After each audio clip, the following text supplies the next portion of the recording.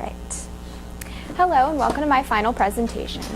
My name is Ari Sturgios and I'm a senior here at Frisco High School, and what I've studied throughout the past 2 years is broadcast journalism and public relations. As I said, I'm a senior here. I'd like to say that I'm caring, persistent, dedicated, and passionate. And then I'm also involved with NHS, and I didn't list, but I'm involved with Best Buddies, Student Council, Scottish Rites Junior Volunteer, that I volunteered there for 3 summers now. And I work with Frisco Miracle League. Next year, I'm going to be attending the University of Missouri at Columbia, or Mizzou. So I plan to double major in public relations and broadcasting, which this class has really helped me decide what I'm going to major in and not waste my money and change my mind. Why I'm in ISM is the field that I'm interested in getting to learn about throughout this year, and what I learned about last year have been broadcast journalism and public relations. So ISM will give me a chance to discover skills that I never knew that I even possessed, and it'll give me a head start on my career. Broadcast journalism is a journalist who broadcasts live news of various topics on television or even on the radio. I'm looking at news and sports, but last year I worked with, my mentor was in sports, like public relations more, but I also did broadcasting for it, so it was really fun. In public relations is the professional maintenance of a favorable public image by a company or other organization or even a famous person.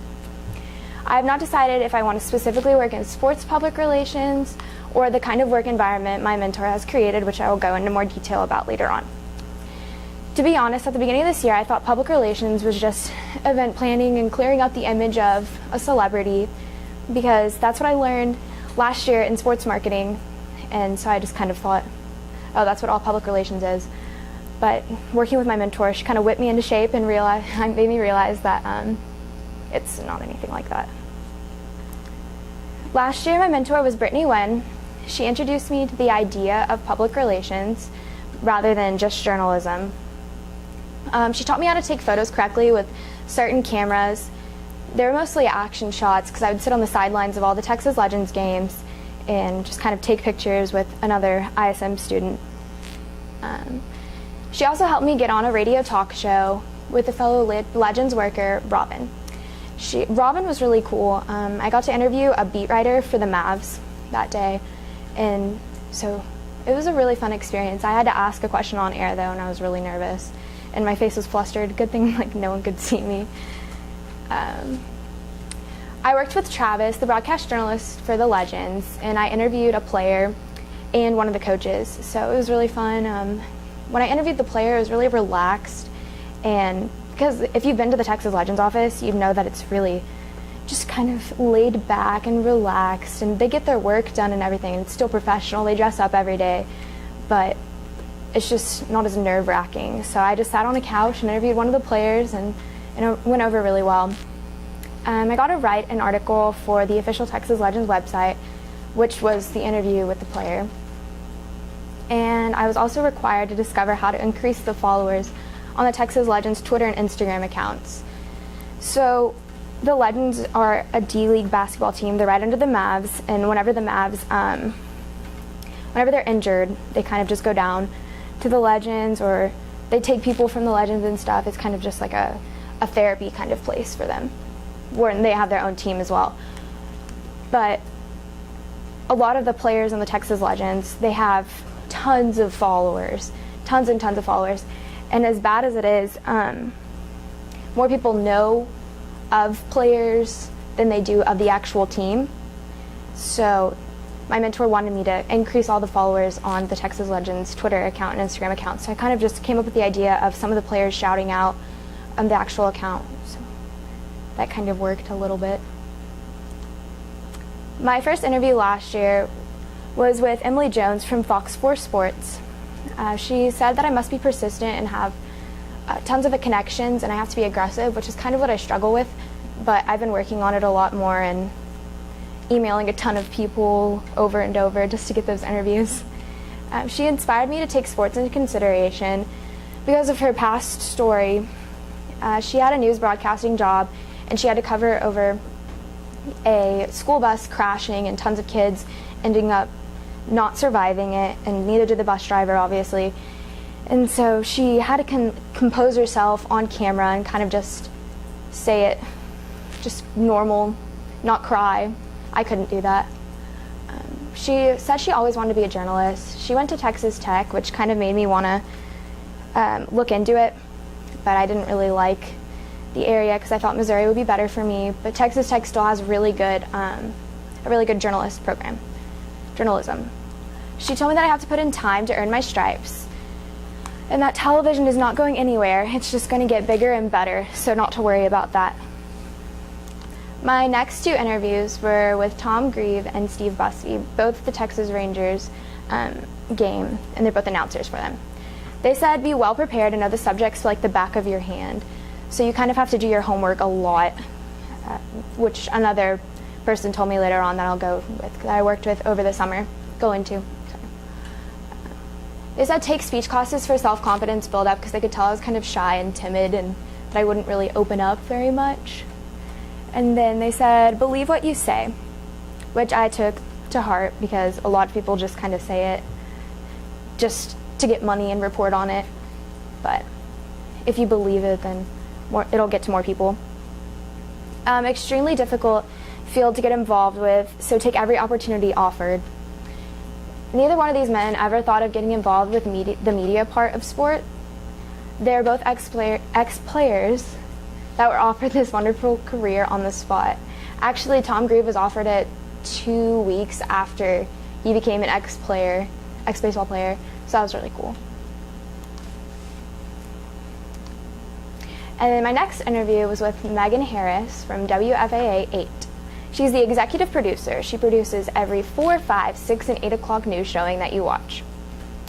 She sent out 169 resumes right after she graduated from college, and she only got one response. So she told me to really start working on it and setting myself apart from other people. The job that she got was only paying her $8 an hour, so that's just a little bit over minimum wage. And there's a lot of times that she would sit in her car and just cry, and because she wouldn't be able to eat and all this crazy stuff, and her boss was so mean to her, and she told me that it was really hard, but it's definitely worth it because of where she's at now. In sports broadcasting, you can never make an error, especially as a woman. So in my English class, I'm actually doing an essay over male dominance of sports broadcasting, and all of the articles I found, it proves that males do dominate the whole field. And the sad thing is that a lot of people that have reported on it from the surveys have said that they'd rather hear a male voice just because it's a male voice and they made sports broadcasting rather than a female voice. So it's cutthroat for girls to get up there. She said, you must live and breathe news. It is your life. Journalism always makes an impact no matter what it is. It could be good, it could be bad. Certain news segments stick with you for life in a negative, haunting kind of way. So you kind of have to set yourself apart from it and realize what's work and what's not. She covered Big D NYE, and she scheduled the JFK 50-year memorial, and it took her a year to create, which it went over really well. It was really cool. I got to see her little display board of everything that she had so far when I interviewed her. Then my summer mentor was Dana Larson, who works with Fox Sports Southwest. She taught me the basics of being on camera and how to prepare for a segment on a specific sport. I worked with her and Pudge Rodriguez, which was really, really cool to me. They both gave me a lot of tips, and she showed me her notebook, and it was this thick, just covering 2 games. So each segment takes pages of notes from one game. To be successful on TV, you have to make it seem like sports talk is your second language. You have to make it seem like a conversation because that'll be more engaging than just sitting there and reporting. In other words, know every sport like the back of your hand and be able to have relaxed conversations on camera. Scott Purcell was my first interview this year. He works with the Dallas Cowboys. He enjoys his job as a reporter for the Dallas Cowboys, but the hardest part of it is the long and hard hours, especially when raising a family. For my interview, I was at his wife's dance studio, and he said he gets to visit there every weekend, but it's just really not enough for him. He wants to be there more. He wants to be involved in his kids' lives more. But I interviewed his wife too about it, and she kind of said that they make do with what they have, so they're not really complaining. Sometimes he just has to pick up everything and just leave for a week or two, so that's really stressful. Then I interviewed Brad Sham from the Dallas Cowboys as well, and I got to go to the actual place in Arlington, so that was really fun. He told me to go to Missouri and look into it, so he had a big impact on my college choice. He was the most experienced person that I've interviewed so far.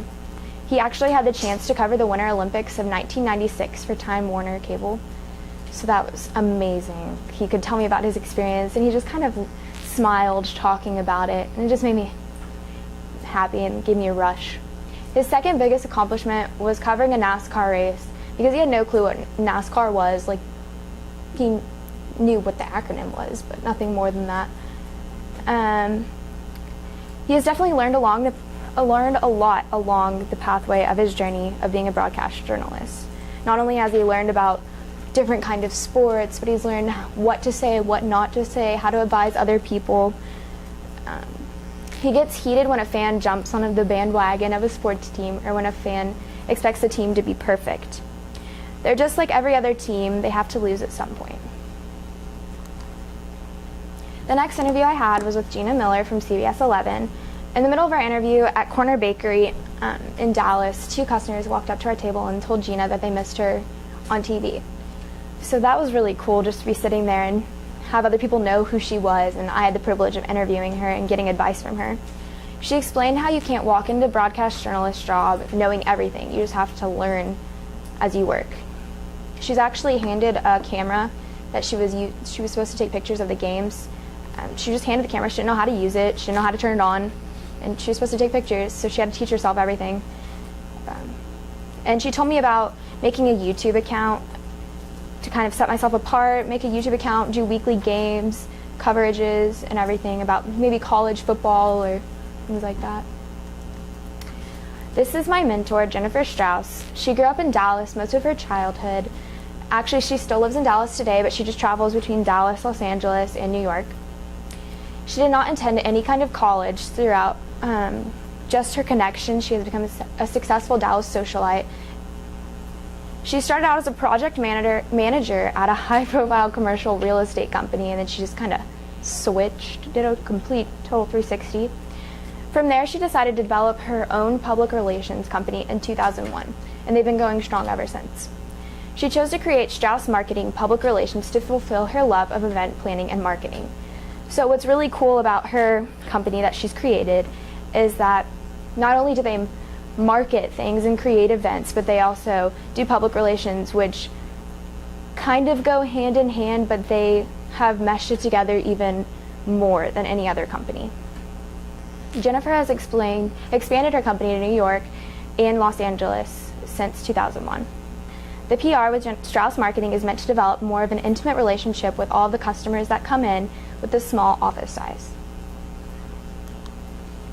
One of my research assessments that really stuck out to me was Mike Wallace's death. The most feared words for almost a century were Mike Wallace is here. He created 60 Minutes and successfully kept it going for several years. He was involved with one of the rarest types of journalism, investigative journalism. Not only is investigative journalism but rare but very difficult to get involved with. And the whole article was about how he was so successful in such a hard journalism. He made an impact on his fans that I can only hope to achieve, and will forever be named as the modern father of journalism. Another research assessment that really caught my eye was Black Women in the Broadcast Field, is what the title was. This lady's name was Renee. She was hired in the 70s and was on television every day, 3 times a day. And because she had an afro going into work and was on television, there were lots of complaints saying that she did not look clean enough to be on television. She didn't have the look that they wanted. She wasn't smooth.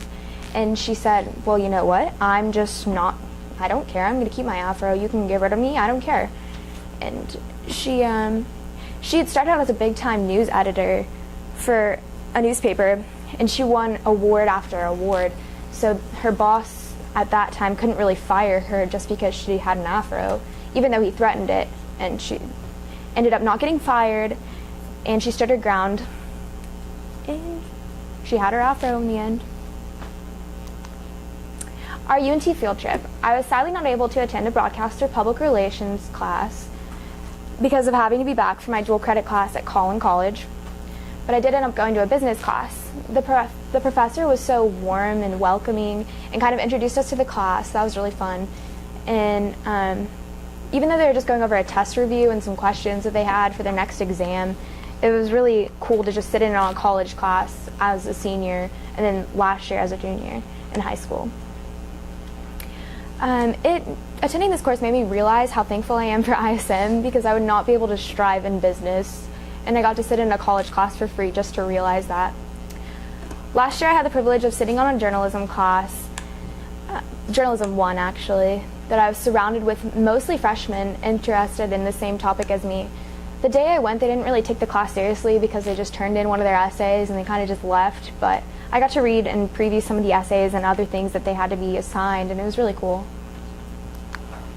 My personal inspirations are Ariana Huffington, who is the creator of the Huffington Post. On Becoming Fearless has impacted my life, as well as many other young girls that want to get out of their shy shells. My mom made me read this book in like 7th grade because I was so shy. I couldn't stand up in front of the class. I would get nervous, red face. I'm still kind of like that, but the book helped me a lot. The Huffington Post is amazing in its simple layout and complex stories. She has helped me come over my fear of public speaking almost completely. And then in 2nd grade, my teacher, Mrs. Webb, kind of gave me the idea to go into journalism because I wrote a story and she posted it on the wall, and it just made me feel special. And I don't know, she just really liked my story, and it just kind of inspired me to keep striving, keep going for it. By giving us the opportunity of the uneducated, journalism keeps us in touch with the ignorance of our community. This is a quote from Oscar Wilde. This really stuck out to me because it makes me feel like I'm doing something good for the world because of journalism, because I'm kind of keeping everyone connected. So it makes me feel like I'm helping out a little bit. And this is my original work from last year.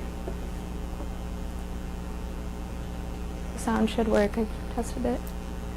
Is the sound on? I tested it yesterday. Oh my gosh. I knew this was going to happen. I tested it last night. Okay, well, I'll just skip this and then go into the...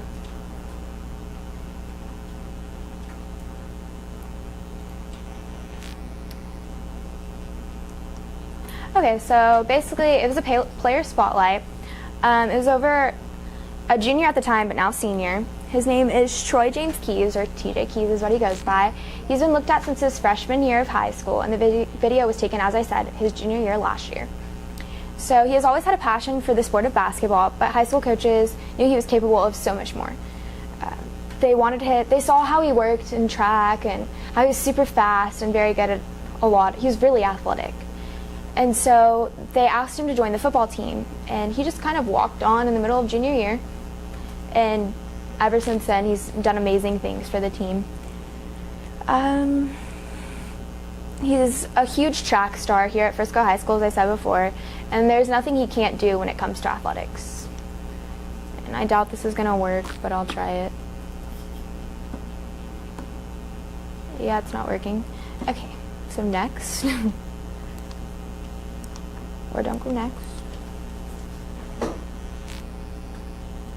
Okay, so a main issue of getting students and teenagers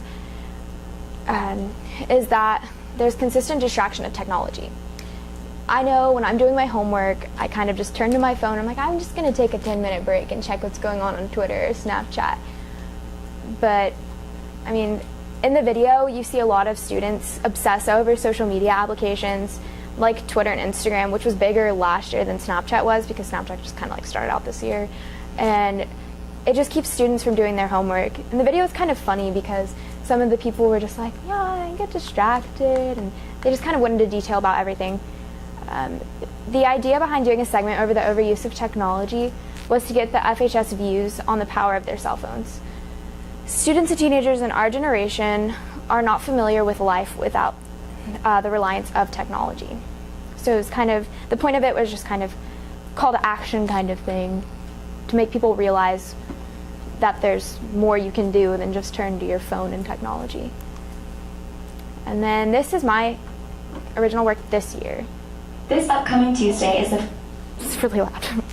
Frisco Centennial game at Centennial. There's many teams that seem to do better at home, and Frisco happens to be one of them. They have a 5-1 record at home. They won 5, lost 1. Away, they won 4 and lost 4. This is going to be a very interesting game, considering in-state Centennial's ranked 77 and Frisco's 84. It's going to be very close and also determine who's going to do best in playoffs and potentially move on to the next round. It's only the second half, and we are already looking at a very competitive game, with the score being neck and neck. With both teams having close to an equal amount of talent and being very close in the state rankings, it was already predicted to be an action-filled game. Although the game does not determine who will move on to playoffs, it will definitely be a very beneficial win. For Frisco, this is some good preparation for the Heritage game next week. We are looking at a very competitive and rough team. Same with the Titans. They managed to beat Frisco last year. Stay tuned to find out who will finish the game off with a win. How many years have you been on varsity? 3 years. And how has the team progressed? We got a lot closer over the years because whenever I started out, there were a lot of seniors already, and so after they left, the younger guys got a lot closer, and it really shows on the court. And how has your senior year been on varsity? I'm loving it. We're really close with all the other players, and just having a lot of fun with it.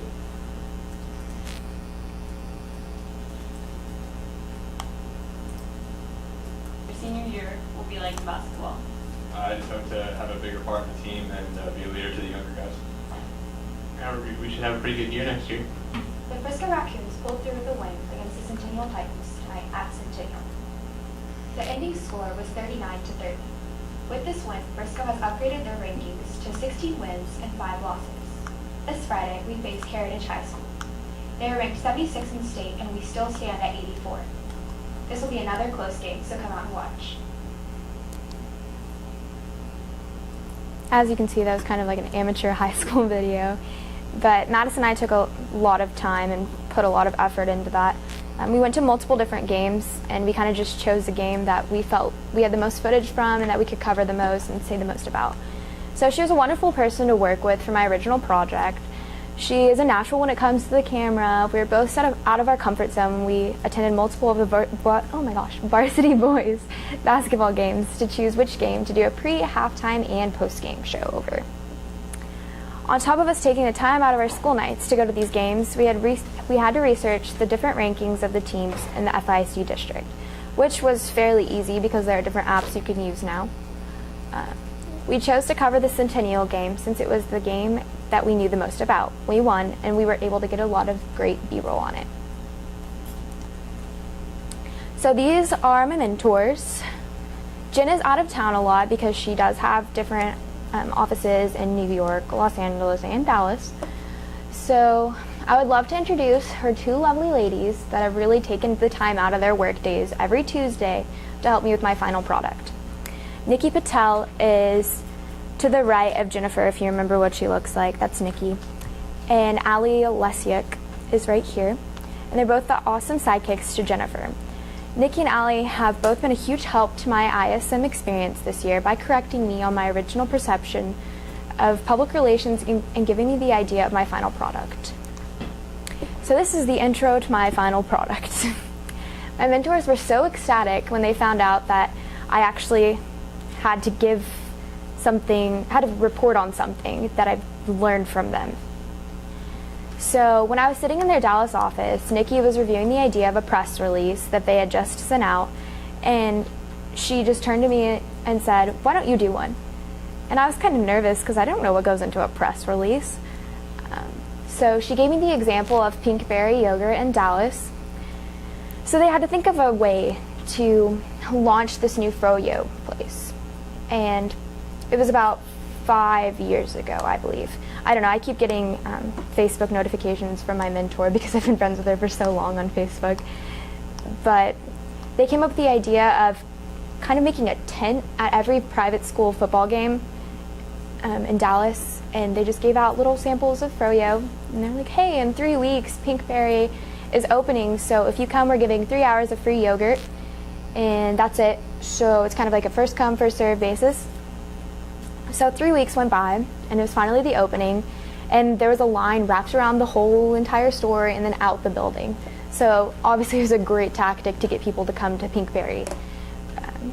In public relations, it all matters on how you market a company, person, or product. So my mentor gave me the idea of working on a LAFCO New York product release. So they just released their new lotion and body soap.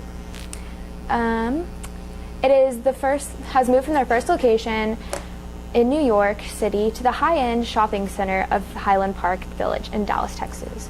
In public relations, you just kind of have to word everything, all glitz and glammy, and just to catch readers' attention and different customers. So the creator of LAFCO, John Bressler, spent time in Europe to learn correct ways of perfumery and how to successfully create his best-selling candles. To add to Bressler's success, he contacted Vincent LaRouche to be his creative director of the entire company. I was assigned to release this company's new line of body wash and lotion to the public. So week 1, this was the press release. To create a correct press release, you must have a media contact in the upper right corner, a hook sentence that must be in bold, list the products, write 1 to 2 body paragraphs regarding what the product does and looks like, have a quote from the company / creator. That's usually made up, as bad as it is. I didn't learn that until my mentor visits, but and then include a for more information section with the website name, store location, and store phone number, have an about the company section, and then finally end with 3 number signs. I thought it was crazy that we had to end with 3 number signs because I didn't understand the point of it. But then I asked my mentor, and she said the number signs are meant to prove the people you sent the press release to, the people you send the press release to, that everything is 100% true and accurate, even though the quote's kind of made up. For the layout of the press release, I had no clue what to do. They were supposed to give me a layout and kind of a template to follow, but they left out that part. And so the first week I went in, I messed everything up. I had the right content, but it just was so out of order. And I was really embarrassed. But I'm glad it happened because now I know how to successfully write a professional press release. And this is my press release.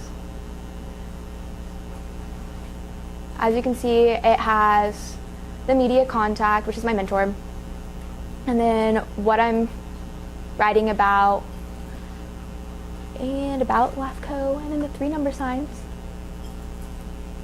So that's pretty much it about that. And then week 2, my media list. Preparing the media list for my mentors was definitely nerve-wracking. This took a lot of research because Jennifer's company has like a cheat sheet where they go on this website that they pay for every month, and they can search a product, and then all of these different people pop up, and they're done. It takes them 10 minutes max. But they told me I could not have access to that website, and so I had to do everything from scratch. So I turned to my best friend, Google. I searched for days for the top Dallas bloggers and editors that revolved around beauty and fashion. 3 days later, I created the list of 20 people I believe should receive the press release I created. So if any of y'all have seen Courtney Takes Dallas, that's her, Courtney Kerr. She's a famous fashion blogger from Dallas. So it's really cool. Week 3 was my influencer list. My influencer list consisted of 10 people from my media list that I believe to be the most influential to the public. To choose the correct influencer, they must have a lot of followers on social media because, as I said before, if you aren't known, there's really no point to send you the press release because it won't get out to more people, as bad as it is. To these people, I would send a gifting of samples of the items being released. In this case, I'm sending the brand new LAFCO lotion and body soap out. The purpose of sending the gifts is in the hopes of receiving a shout out on their Instagram, blog, Twitter, Facebook, anything that they have to reach the public about the product. Week 3, part 2 is my gifting idea. For my gifting idea, I chose to make a gift box full of different things that all relate to body lotion and soap. So each of the fragrance lotion and soap will have a color theme, which all of the